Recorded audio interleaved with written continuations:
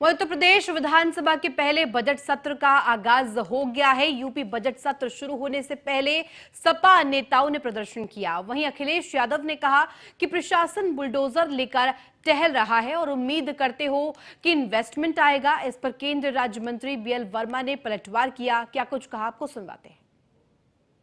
बातचीत करने के लिए केंद्रीय राज्य मंत्री बीएल वर्मा जी हैं। सर, अखिलेश यादव ने का कहना है कि उत्तर प्रदेश का जो प्रशासन है बुलडोजर लेकर टहल रहा है। ऐसे में इन्वेस्टमेंट की बात की उम्मीद कैसे की जा सकती है?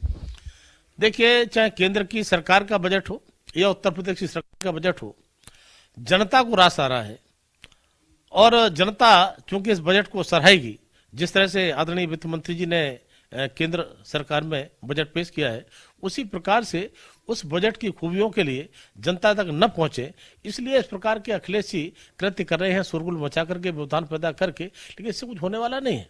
और जहां तक बुलडोजर का सवाल है, तब मैं कहूंगा कि 2017 से पहले का इतिहास उठा करके अखिलेश जी देखें, उनकी शासन में क्या हो रहा था। जिस तरह से गुंडागर्दी, जिस तरह माफियागिरी और जिस तरह अपराध बढ़ रहे थे, और उसको कंट्रोल करने के लिए योगी जी काम करते हैं। तो मैं कह सकता हूं कि कानून व्यवस्था चुस्त और दुरुस्त हुई है और बुलडोजर वहां चलता है जहां बुलडोजर चलने की आवश्यकता है। बुलडोजर हमारे दो प्रकार के हैं। एक बुलडोजर चलता है अतीक अहमद और मुख्तार अंसारी जैसों की अवैध भूमि पर, और एक बुलडोजर होता है जो विकास की लगातार काम करता है। अब इनको कौन से बुलडोजर से दर्द लगता है? मुझे लगता है न विकास से दर्द होना चाहिए, न अपराधियों में बुलडोजर चलने से होना चाहिए। और होता है तो अखिलेश जी से पूछिए। सर, जिस तरीके से जो एजेंसियां हैं वो लगातार कार्रवाई कर रही हैं, तो ईडी का जिस तरीके से कार्रवाई चल रही है, कांग्रेस पार्टी कह रही है कि ये अमृतकाल नहीं है, ये अघोषित आपातकाल है।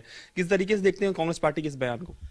देखिए, देश का आजादी का 75वां अमृत महोत्सव जिस तरह से आदरणीय प्रधानमंत्री मोदी जी लगातार मनाने का आह्वान किया है, और G20 की अध्यक्षता भारत को मिली है। दुनिया के वो 20 देश यहाँ पर आ रहे हैं, 9 देशों को हमने इनवाइट भी किया है। लेकिन ये सब इनको रास नहीं आ रहा है।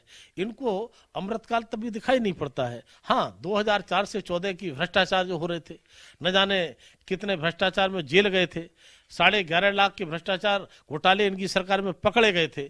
तो मुझे लगता है कि इस प्रकार की शासन चाहते हैं तो इनको मुबारक। जिस तरह से आदरणीय प्रधानमंत्री ने वायदा किया था जनता से, गरीबों के लिए, आदिवासियों के लिए, अनुसूचित समाज के लिए, हमारे पिछड़ा वर्ग के लिए, वंचितों के लिए, युवाओं के लिए, महिलाओं के सशक्तिकरण के लिए काम कर रही है, तो पूरी तरह से मैं कह सकता हूं कि 2024 में सारे वर्ग, देश की पूरी जनता माननीय मोदी के साथ है और हम फिर से प्रचंड बहुमत की सरकार 2019 से भी ज्यादा प्रचंड से बनाना चाहते हैं। एक आखिरी सवाल रहेगा सर कि अब की बार भारतीय जनता पार्टी के लिए 2024 में क्या कुछ मुद्दे रहेंगे, और जिस तरीके से तमाम मंत्रियों की ड्यूटी भी लगाई गई है, मार्च की अगर हम बात करें तो उत्तर प्रदेश में काफी फोकस रहने वाला है भारतीय जनता पार्टी का, किस तरीके से तैयारी है, क्या कुछ तैयारियां?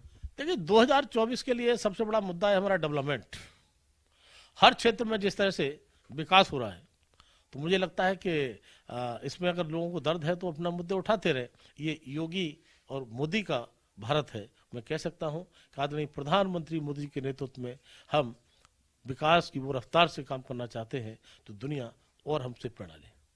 धन्यवाद सर। तो ये थे हमारे साथ केंद्रीय राज्य मंत्री बीएल वर्मा जी, जिनका साफ तौर पर कहना है कि प्रधानमंत्री नरेंद्र मोदी और उत्तर प्रदेश के मुख्यमंत्री योगी आदित्यनाथ जी के नेतृत्व में हम उस तरीके से काम कर रहे हैं कि दुनिया भारत से प्रेरणा ले रही है। वीडियो हिमांशु के साथ पीयूष तिवारी।